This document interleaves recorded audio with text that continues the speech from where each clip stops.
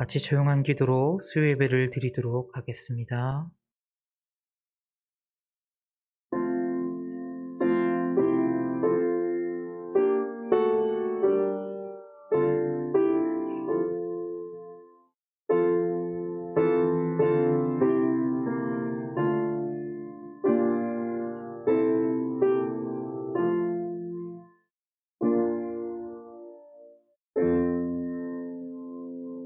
찬송가 292장 찬양하시겠습니다. 찬송가 292장입니다.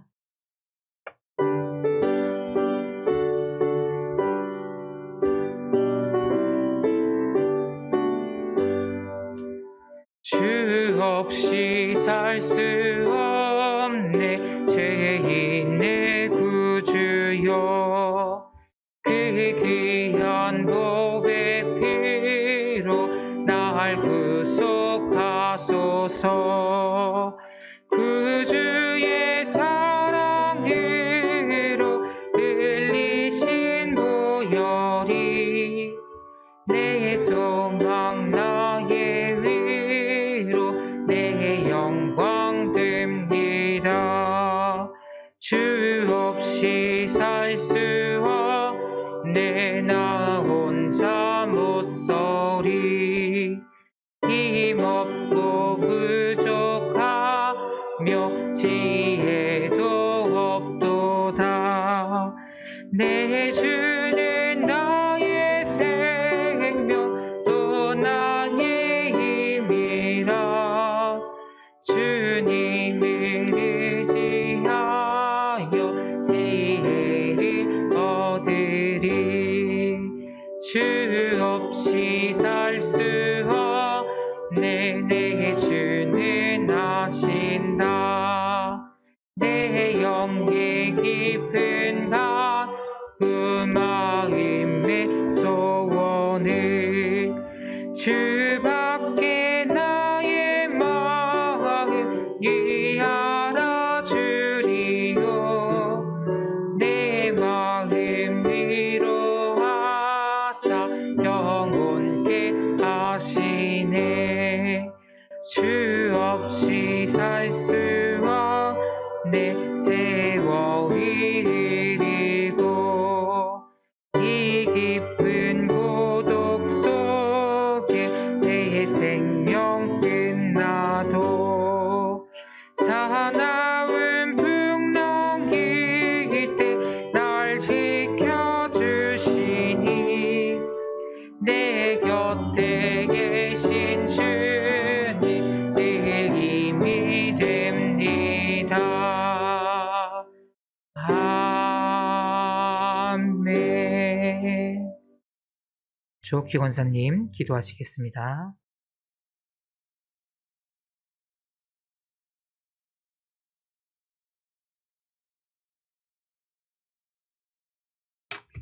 사랑의 하나님, 코로나 팬데믹 상황에서도 저희의 영육을 강건히 붙드시어 이 수요일 저녁 예배당과 온라인으로 주님 허락하신 처소에서 김엘리사 전도사님을 통해 지금 이 예배를 할 때입니다라는 제목으로 귀한 말씀 허락해 주셔서 감사합니다. 말씀이 선포될 때 그리고 예배 모든 순서 가운데 온전히 하나님만을 높이며 저희 각자에게 주시는 친절한 주님의 음성을 듣고 깨달아 삶에 적용하는 성령의 역사심을 허락해 주옵소서. 올해 주님께서 주신 표어대로 오직 기도와 말씀으로 부흥하는 교회를 저희에게 허락해 주시기 간절히 원하며 이를 위해 저희 한 사람 한 사람 각자 허락하신 모습과 방법으로 하나의 표대를 쫓아 나아가는 호환백합의 모든 주님의 자녀들에게 해 주옵소서.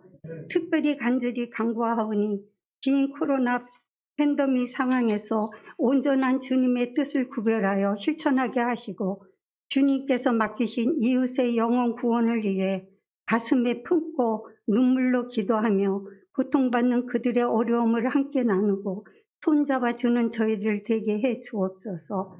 하나님, 허락하신 저희 교회를 통해 이전에도 역사하셨고 지금도 역사하시며 앞으로도 역사하실 주님을 온전히 신뢰하며 주님의 지상 명령을 온전히 따라 지키며 주님 나라 확장하는데 주님의 귀한 도구로 저희를 사용하실 줄 믿고 간절히 소원합니다.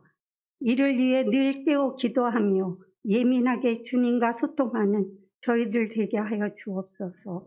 저희 모두의 영육을 강하게 붙드시어 이 악한 세대 가운데 온전한 하나님의 뜻을 분별하여 저희에게 허락하신 자리에서 각자의 모습으로 빛과 소금의 역할을 감당케 하시고 하나님께 값없이 받은 사랑, 값없이 전하는 복의 통로가 되게 하옵소서. 저희 각 사람과 교회를 통해 주님 일하시고 영광 받으실 줄 믿으며 주님의 때와 주님의 방법을 온전히 신뢰하고 기대하며 예수님의 이름으로 기도합니다. 아멘.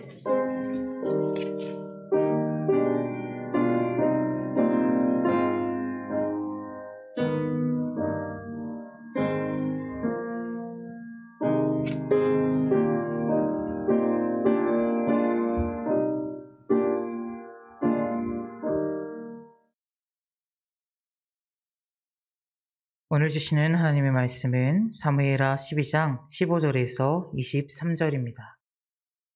사무엘하 12장 15절에서 23절입니다.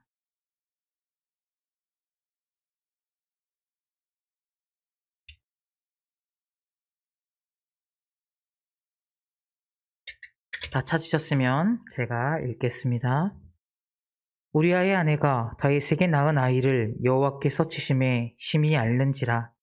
다윗이 그 아이를 위하여 하나님께 간구하되 다윗이 금식하고 안에 들어가서 밤새도록 땅에 엎드렸으니 그 집의 늙은 자들이 그 곁에 서서 다윗을 땅에서 일으키려 하되 왕이 듣지 아니하고 그들과 더불어 먹지도 아니하더라.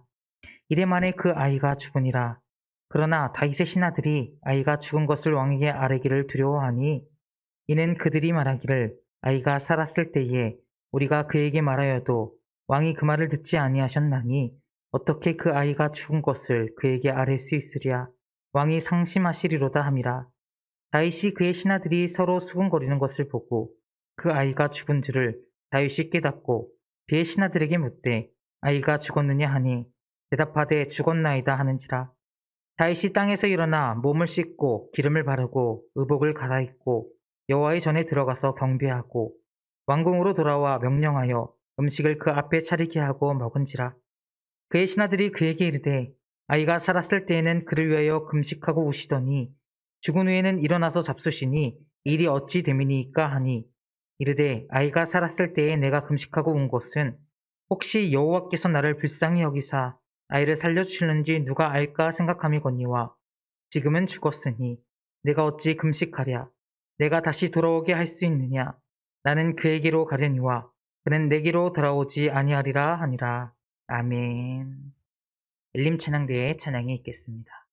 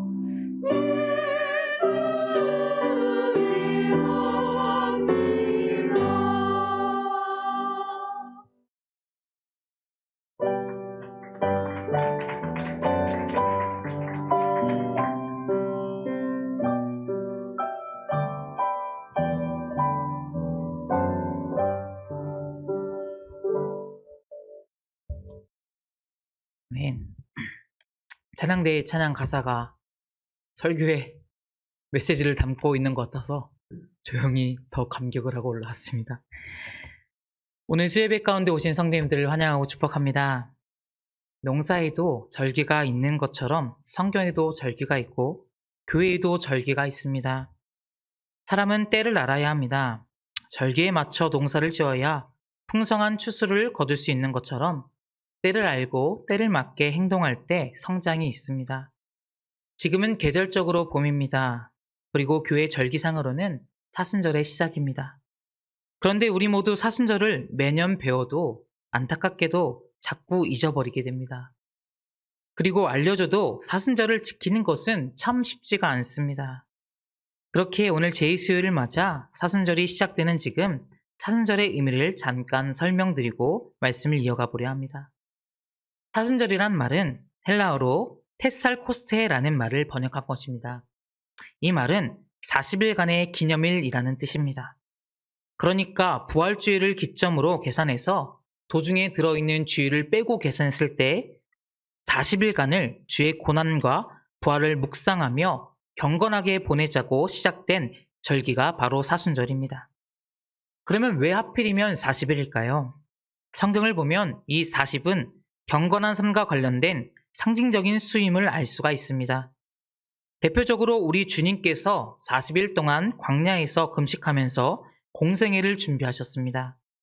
모세도 40일간 시내산에서 금식하면서 하나님의 말씀을 받을 준비를 했습니다. 이스라엘 백성들은 가나안 땅에 들어가기 위해 40년을 저 광야에서 훈련받았습니다. 이렇게 40이라는 수는 하나님의 백성들의 경건을 상징하는 수입니다. 그래서 정통적으로 기독교는 한 해에 한 번은 40일 동안 절제하며 경건을 힘써 연습하자는 뜻에서 사순절을 지켜오고 있습니다. 그러면 사순절을 어떻게 지켜야 할까요? 초창기 초대교회 성도들은 이스라엘 백성들이 유월절을 준비하면서 금식했는데 이것을 본받아서 부활절 전에 금식을 했고 철저하게 기도와 신령한 훈련을 했습니다. 사순절은 이런 초대교회의 전통을 본받아 금식하며 기도하는 일을 철저하게 지켰습니다. 초창기 사순절이 만들어졌을 때 저녁 직전에 식사만 허용이 되었고 육류는 어떤 것이라도 먹을 수가 없었습니다. 그렇게 많은 사람들이 부활절에 계란을 왜 먹는지 모르고 먹었었죠. 이게 확실한 것은 아니지만 대부분의 많은 사람들이 이거를 좀 많이 받아들였는데 육류를 못 먹을 때 계란도 달걀도 육류이기 때문에 먹지 않았던 것을 모아다가 부활절에 함께 잔치하듯 먹었다는 데서 부활절에 계란을 먹는 게 유래했다라고 많이 얘기를 하는데요. 확실한 건 아니지만 많은 이들이 이렇게 주장합니다. 이것이 14기에 와서 많이 완화되기 시작했는데 이때 정오의 식사와 간단한 저녁 식사만 허용이 됐습니다. 물론 오늘날 우리가 이런 전통을 꼭 따라야 된다는 의무는 없지만 그러나 여전히 경건 생활을 위해 두 가지는 지키면 사순절이 참 의미가 있을 것 같습니다. 하나는 우리의 욕심을 조금 절제하는 것입니다. 먹기는 먹되 먹고 싶은 욕망의 노예가 되지 말며 적당히 쉬고 재창조를 위한 문화생활을 하되 향락과 즐기고자 하는 욕망에 빠지지는 말자는 것입니다. 무언가 사로잡혀서 하나님 앞으로 나가지 못하는 일이 없게 하자는 것이죠. 또 다른 하나는 기도입니다. 이 기간 동안 더욱더 하나님 앞으로 나아가자는 것입니다. 하나님과의 영적 만남의 시간을 더 갖자는 것이죠. 세상살이에 쫓겨 중단했던 기도를 회복하자는 것이며 영적인 나태함으로 약해진 기도를 회복하자는 것입니다. 주님과의 만남으로 우리의 영이 더 강건해지게 하자는 것이죠. 이 사순절 기간 절제의 삶을 사시길 바랍니다. 더욱 기도에 힘쓰시길 바랍니다. 이와 같이 교회에서는 시와 때에 맞추어 절기들을 지킵니다. 그 이유는 무뎌진 우리의 신앙을 일깨우고 우리 안에 다시 한번 하나님으로 채우기 위함이겠죠. 그런데 사실 설교를 준비하면서 사순절의 의미를 나누었지만 한편으로 저희 교회에 적용해 볼 때 굳이 사순절의 의미를 한 번 더 부각 안 해도 됐겠구나라는 생각을 해봤습니다. 왜냐하면 저만 그렇게 느끼는 건지 모르겠지만 요즘 저희 교회를 볼 때 사순절의 의미를 굳이 되새기지 아니어도 이미 충분히 뜨겁구나라는 생각이 들게 되었죠. 예배를 사모하여 나오시는 성도님들을 볼 때마다 정말 은혜가 됩니다. 그리고 기도하기를 힘쓰시는 성도님들의 모습을 볼 때 도전이 두고 우리 교회가 정말 성령이 일하시는 교회구나라는 생각을 하게 됩니다. 말씀이 살아있는 예배를 드릴 때마다 성령 충만한 교회라는 사실에 다시 한번 이 교회에서 사역할 수 있다는 것에 감사함을 느끼는 요즘입니다. 저만 그렇게 느끼는 건 아니시겠죠? 코로나가 아무리 기승을 부려도 하나님이 일하시는 교회는 날마다 성령의 불이 뜨거운 줄 믿습니다. 계속해서 이러한 믿음의 열정이 식지 않고 기도하기를 힘쓰는 저희 후암백합교회가 되기를 주님의 이름으로 소망합니다. 저는 때때로 신앙생활을 하다 보면 가끔씩 스스로에게 이런 질문들은 해보곤 합니다. 이렇게 힘든 상황이 나한테 닥칠 때 내가 하나님을 예배할 수 있을까? 이런 상황이 닥칠 때 내가 하나님께 감사할 수 있을까? 내가 하나님을 향한 사랑의 고백을 하는데 이 고백이 정말 진실한가? 오늘도 하나님의 사랑이 나를 향해 분명히 말씀하고 계신가? 나는 언제 어느 곳에서도 하나님을 찬양할 수 있을까? 라는 질문 등이죠. 그런데 신앙생활을 하다 보면 이러한 질문을 스스로 해볼 때 우리는 스스로 이 질문에 대답해 나가면서 만족을 하기도 하고 또한 이런 질문을 통해 믿음이 성장하는 장면을 보게 되기도 합니다.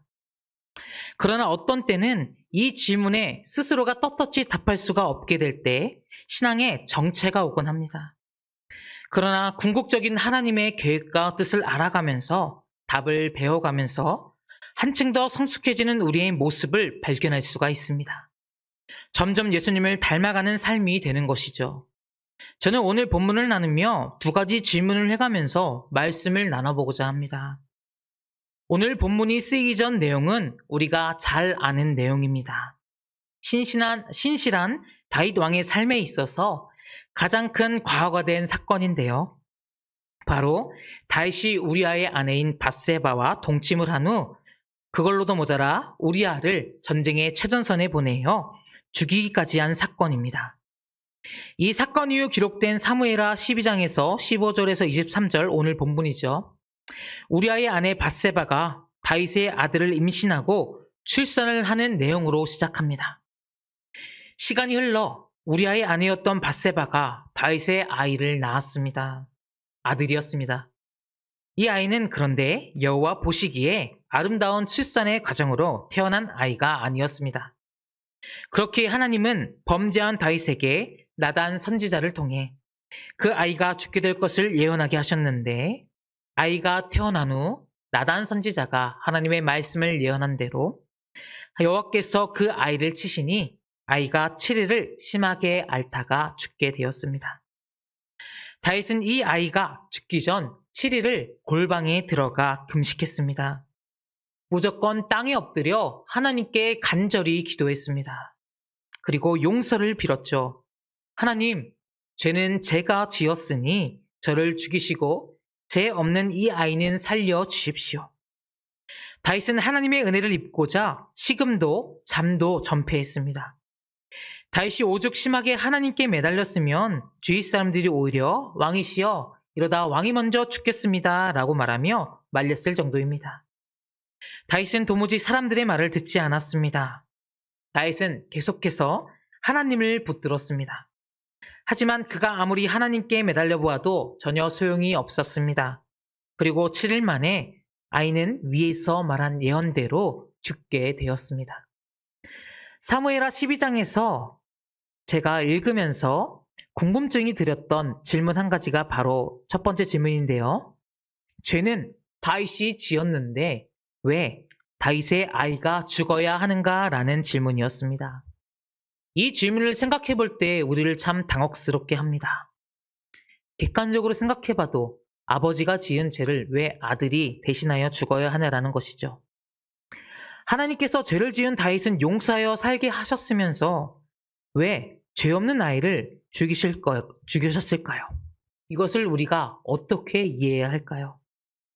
아이가 대체 무슨 잘못일까요? 참 어려운 문제입니다.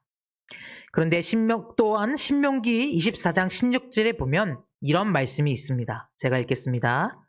아버지는 그 자식들로 말미암아 죽임을 당하지 않을 것이요 자식들은 그 아버지로 말미암아 죽임을 당하지 않을 것이니 각 사람은 자기 죄로 말미암아 죽임을 당할 것이니라.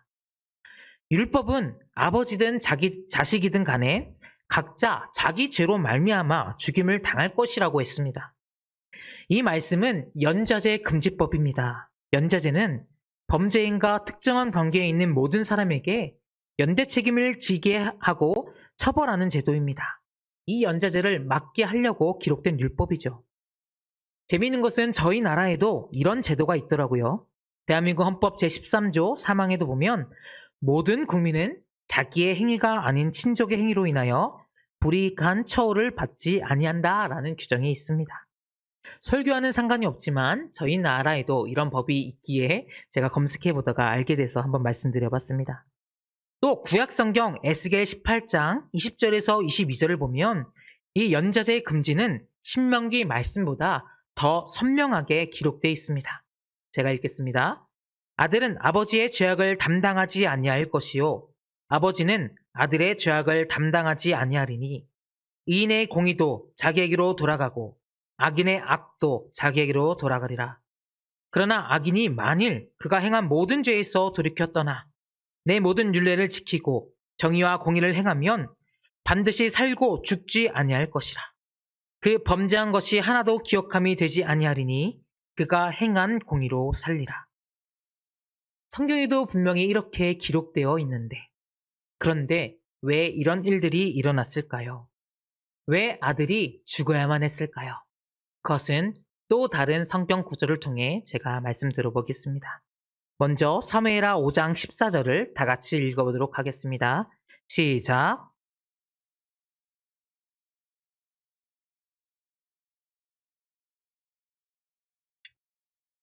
네, 제가 찾다가 잘못한 것 같네요. 제가 읽어드리겠습니다. 이 일로 말미암아 여호와의 원수가 크게 비방할 거리를 얻게 하였으니 라고 기록되어 있는 구절인데요. 이 구절을 통해 무엇을 알 수가 있냐면 이는 다윗의 죄가 단순한 개인의 죄를 넘어 이스라엘을 대표하는 자로서 국가적인 차원의 범죄를 저질렀다는 것입니다. 다윗은 하나님이 세운 신정 국가인 국가의 존립을 위태롭게 한 공적인 성격의 범죄를 저지른 것입니다. 이스라엘은 하나님의 율법을 그 특징으로 삼는 신정 국가인데 그 나라의 왕이 율법을 어김으로 하나님의 원수들에게 해방거리를 주게 된 것입니다. 만일 하나님께서 다윗의 범죄 열매인 그 아이를 그냥 살려두었다면 악인들과 우상숭배자들에 의해 하나님의 공의는 크게 훼손되었을 것입니다. 원수들은 이렇게 조롱하였을 것입니다. 봐라, 하나님은 죄를 지어도 가만 놔두신다. 이스라엘의 왕인 다윗을 봐. 간음죄와 살인죄를 저지르고도 아이 낳고 잘 살지 않아? 저런 자를 그냥 놔두니 하나님은 없거나 아니면 공의롭지 못한 거짓말쟁이가 분명할 거야. 하나님은 신이 아니겠지. 라며 하나님의 원수들이 하나님을 이렇게 조롱하고 비방하였을 것입니다. 그렇게 하나님은 원수들의 비방을 내두시지 않으시기 위하여 죄의 결과인 그 아이의 생명을 거두어 가셨던 것입니다. 그렇게 나라를 대표하는 자리가 중요한 것입니다. 단순히 개인의 삶이 아니라 그 나라를 대표하기 때문입니다. 하나님의 기름 부으심으로 세워진 자리이기에 결코 행동이 가벼워서는 안 됩니다. 그 행동으로 인한 책임이 막중하기 때문입니다. 저희도 나라의 대표를 뽑는 대선이 한 주 앞으로 다가왔습니다. 어떤 후보를 뽑아야 할지 1번이니 2번이니 특정 인물을 얘기할 것이 아니라 우리가 생각해야 할 것은 정말로 누가 뽑히든지 간에 국민을 생각하고 공의와 사랑을 실천하는 자가 세워져야 하는 것입니다. 담임 목사님께서 이렇게 기도하셨다고 하는데 누가 뽑히든지 간에 주변에 솔로몬과 같은 지혜와 명철이 가득한 자들을 붙여주셔서 이 나라를 위해 바르게 이끌어 나갈 수 있는 지도자들이 세워질 수 있도록 기도하신다고 하셨는데 우리도 이렇게 기도해야 할 것입니다. 그리고 또한 이 아이가 죽어야 했던 또 다른 이유가 있는데 이 아이의 죽음을 대속의 관점에서 확인해 볼 때 두 번째 이유를 찾을 수가 있습니다.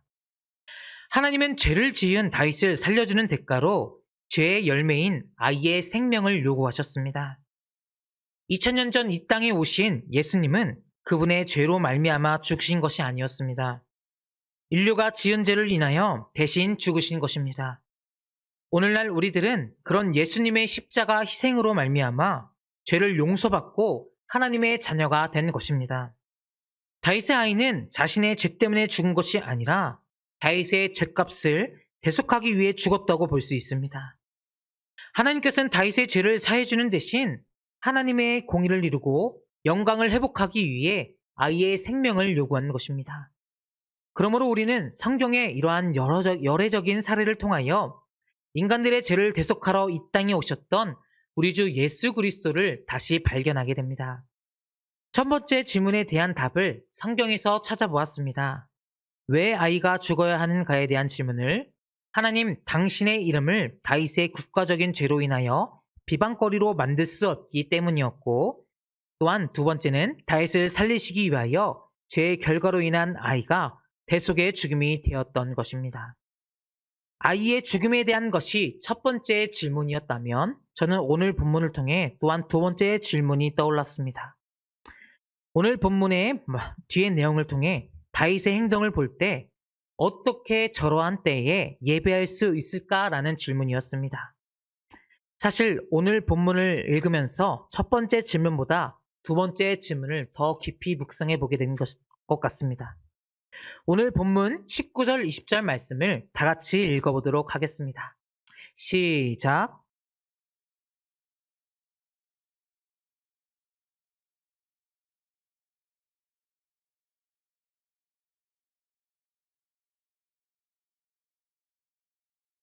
다윗이 땅에서 일어나 몸을 씻고 기름을 바르고 의복을 갈아입고 여호와의 전에 들어가서 경배하고 왕국으로 돌아와 명령하여 음식을 그 앞에 차리게 하고 먹은지라.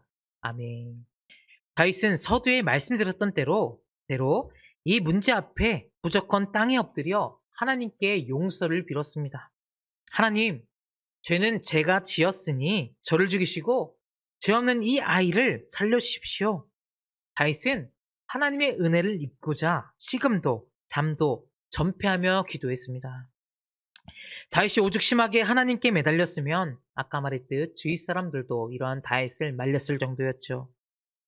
그러나 다윗은 도무지 사람들의 말을 듣지 않았습니다. 다윗은 계속해서 하나님을 붙들었습니다. 하지만 그가 아무리 하나님께 매달려 보여도 전혀 소용이 없었습니다. 마침내 7일 만에 아이는 예언대로 죽었습니다.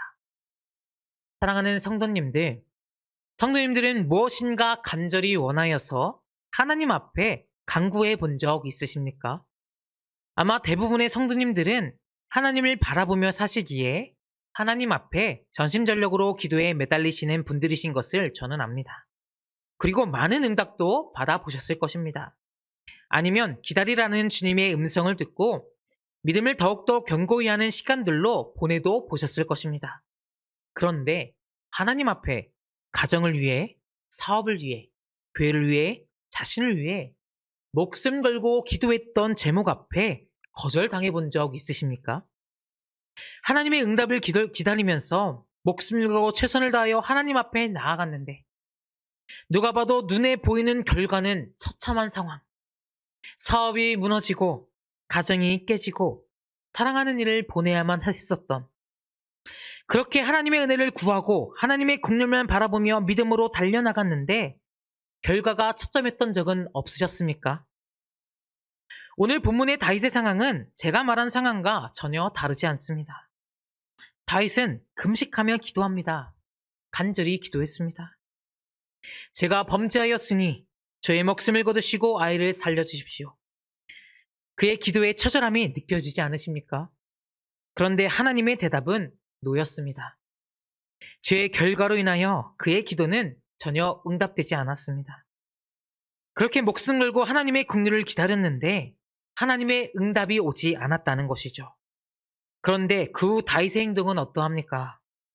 보통 우리가 이 상황에서 다윗의 행동을 생각해 본다면 두 가지 정도로 예측해 볼 수 있을 것 같은데, 첫 번째는 신실한 다윗이었기에 이 사실에 대해 하나님을 원망하지만 그저 그 사실을 담담히 시간이 지났을 때 받아들이는 것과, 애초에 자신의 잘못임을 알고 처음부터 담담히 받아들이는, 가만히 그 결과에 승복하는 모습일 거라 생각합니다. 그런데 다윗의 행동은 이 두 가지를 뛰어넘어 행동합니다. 20절 말씀 다시 한번 제가 읽겠습니다.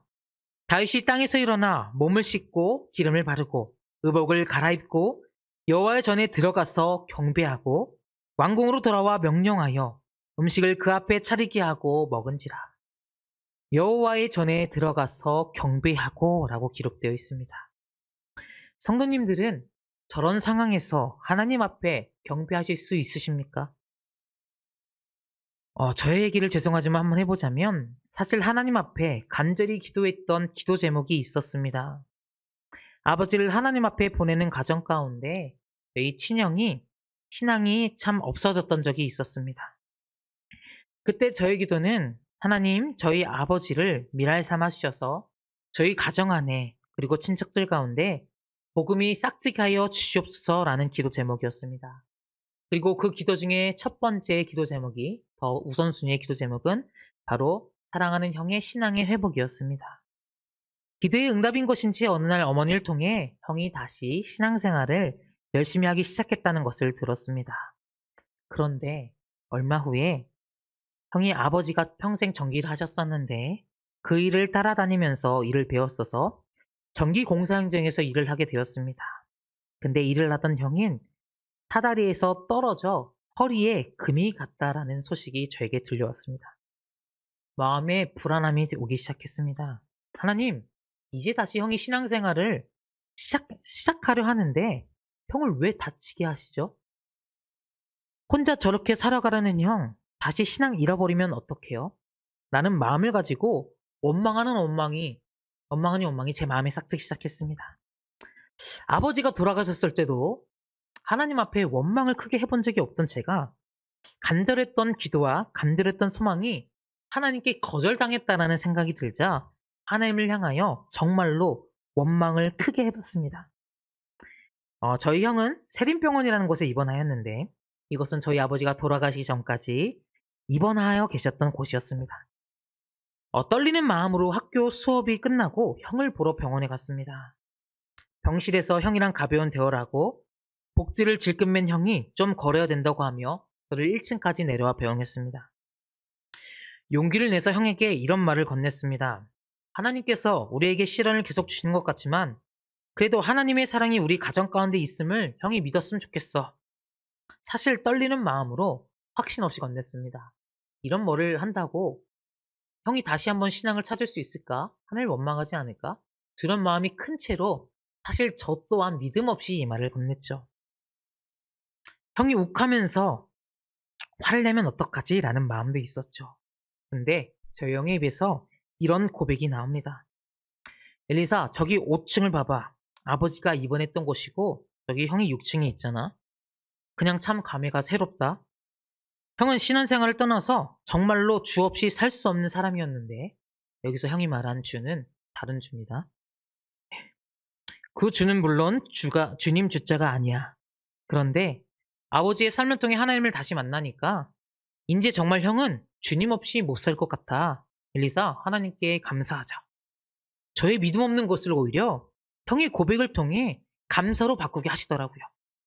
그 이후에 형의 삶은 놀랍게 변화되었습니다. 물론 정확히 삶을 보자면 계속해서 막혀있고 힘든 삶인 것 같았지만 4년여 동안 악덕 사장님 밑에서 다른 일을 찾아 하게 됐는데 시달렸지만 그 이후에 하나님이 길을 인도하셔서 지금 승승장구하며 하나님께서 정말 길을 열어주셔서 아주 돈도 잘 벌고 열심히 신앙생활하면서 살고 있습니다. 사람의 능력으로나 생각으로는 할 수 없는 모든 일들이 하나님이 일하시니까 가정을 회복시키고 경주를 회복시키셨다는 것이죠. 오늘 본문의 다윗은 알았습니다. 인간의 생각과 전심전력으로 달려나가는 모든 최선 앞에 하나님의 거절이 온다라는 것은 바로 하나님이 다른 방향으로 일하시기 시작한다라는 사인이라는 것을 다윗은 알았던 것입니다. 23절에 내가 다시 돌아오게 할 수 있겠느냐라는 고백을 통해 자신의 한계를 정확히 고백한 것입니다. 이 고백은 내 뜻대로 일이 풀리지 않았지만 하나님의 뜻이 내 뜻과 다르더라도 오직 하나님 앞에 순종하며 살겠다는 다시 한번 회개의 고백이었으며 다윗의 믿음의 고백이었습니다. 이 고백은 어디서 많이 본 고백 아닙니까? 그리스도의 기도에서도 드러납니다. 누가복음 22장 42절 말씀입니다. 이르시되 아버지여 만일 아버지의 뜻이거든 이 잔을 내게서 옮기시옵소서. 그러나 내 원대로 마시옵고 아버지의 원대로 되기를 원하나이다 하시니. 아멘. 나의 생각과 다르지만 오직 아버지의 뜻을 쫓겠다라는 고백이 주님의 기도에서 드러납니다. 사실 우리의 삶에도 진짜 예배가 필요한 순간이 바로 이때가 아닐까요? 내 뜻과는 너무나 다른 삶의 환경 가운데 나의 기도가 거절당했을 그때가 바로 정말로 하나님을 예배해야 할 때라는 것입니다. 사실 제목은 지금이 예배해야 할 때입니다라고 정했지만 사실 다양하게 적용할 수 있어야 합니다. 지금이 감사해야 할 때입니다. 바로 지금이 하나님을 찬양해야 할 때입니다. 이런 고백이 있어야 된다는 것이죠. 왜 감사해야 하나요? 왜 찬양해야 할까요?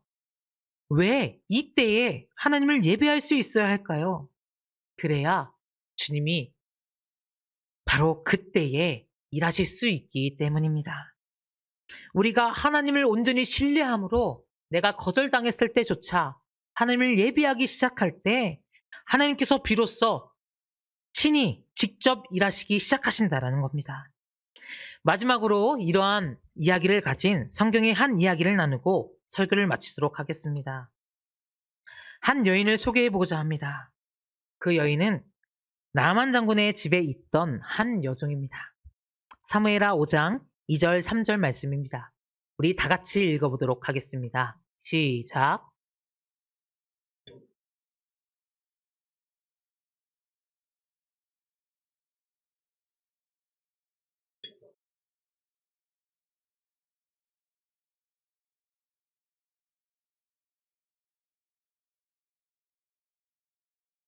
죄송합니다. 제가 본문이 사무엘이다 보니까 묵상 연거를 다 사무엘하로 붙여버렸네요. 그간 사무엘하 내용이 아니고 제가 읽도록 하겠습니다. 나아만과 함께 있던 여종 내용인데요. 아마 11개월 것 같은데 전에 아람 사람이 떼를 지어 나가서 이스라엘 땅에서 어린 소녀 하나를 사로잡음에 그가 나아만의 아내에게 수정들더니 그의 여주인에게 이르되 우리 주인이 사마리아에 계신 선지자 앞에 계셨으면 좋겠나이다. 그가 그 나병을 고치리이다 하는지라. 아멘. 이 성경 말씀을 보게 될 때 너무나 쉽게 지나칠 만한 구절입니다. 그런데 잘 살펴보시면 전혀 이해가 되지 않는 상황으로 기록된 구절들입니다. 정상적으로 보이십니까? 어린 나이에 아람 사람에게 잡혀갑니다. 이스라엘에 살았던 여인이죠. 어린 나이의 여자였습니다. 가족들과 떨어져 종살이를 하게 된 것이죠. 하나님을 향한 믿음을 유지할 수 있으시겠습니까? 이 믿음이 가능하시겠습니까?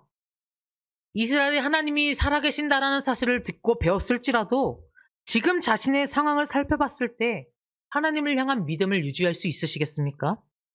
그런데 이 여종은 3절을 보면 알 수 있듯이 나만 장군에게 사마리아에 있는 하나님의 사람인 엘리사 선지자를 소개합니다. 죄송한 이야기지만 나아만이 선지자를 찾아갔는데 나병이 낫지 않는다면요? 이 여종은 죽을 수밖에 없는 운명이 됩니다. 그죠? 아람 왕의 가장 신뢰를 받던 가장 잘 나가는 장군이었습니다. 감히 이스라엘로 보내 수고를 하게 했고 또 엘리사 선지자가 어떻게 했죠? 요단강에 씻으라고 했죠.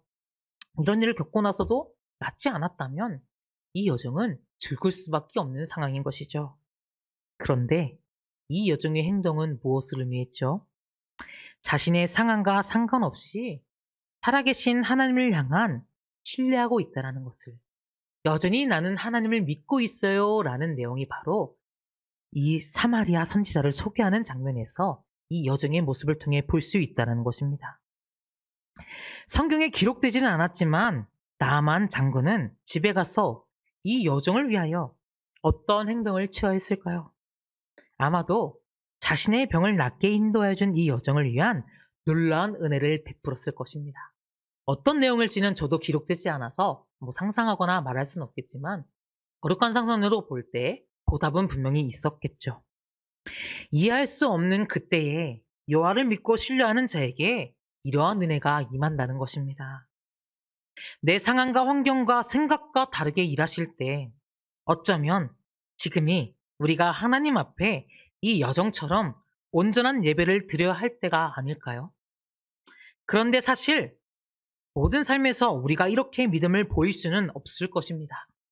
그러나 삶에서 우리의 믿음을 보여야 할 순간이 찾아오신다면 어쩌면 지금이 하나님이 나에게 예배하길 원하는 것이 아닐까라고 생각해 보시길 바랍니다. 이러한 믿음을 가지고 살아가시고 하나님 앞에 날마다 최선의 예배로 승리의 삶을 살아가시는 귀한 성도님들 되시기를 주님의 이름으로 소망합니다. 다 같이 기도하시겠습니다. 말씀을 생각하면서 기도합시다.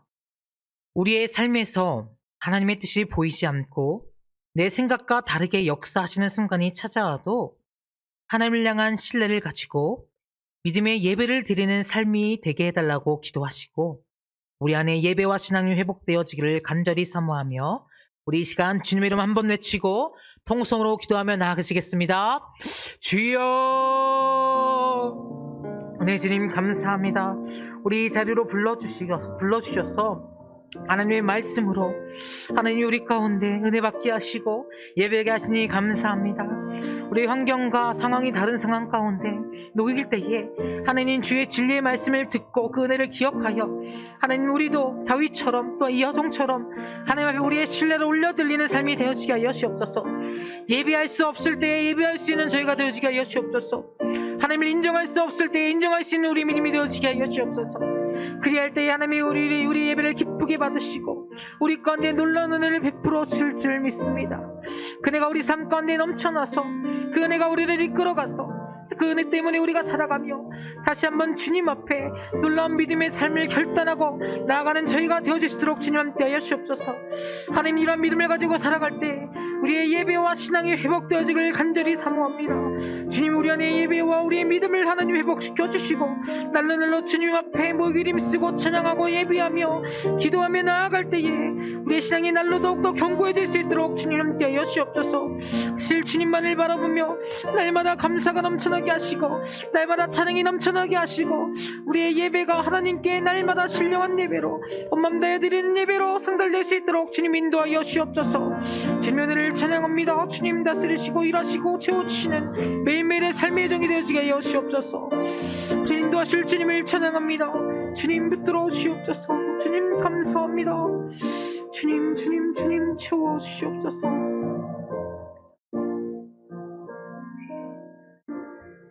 사랑의 주님 감사합니다. 주님의 자녀들이 하나님 앞에 나와 예배하게 하시고 말씀에 귀 기울이게 하시니 감사합니다. 하나님의 말씀을 들었습니다.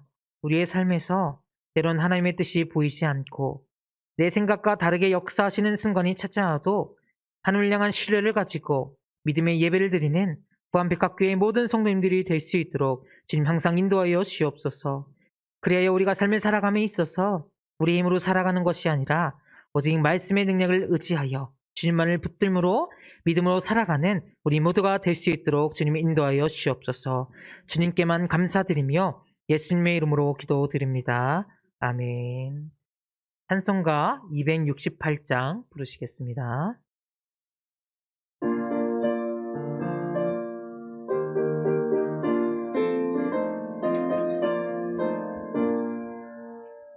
죄에서 자유를 얻게 함은 보혈의 능력 주의 보혈 시험을 이기고 승리하니 참 놀라운 능력이로다.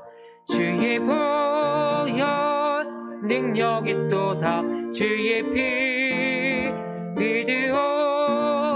주의 보혈 그 어린 양의 매우 귀중한 피로다. 육체의 정욕을 이길림은 보혈의 능력 주의 보혈 정결한 마음을 얻게 하니 참 놀라운 능력이로다.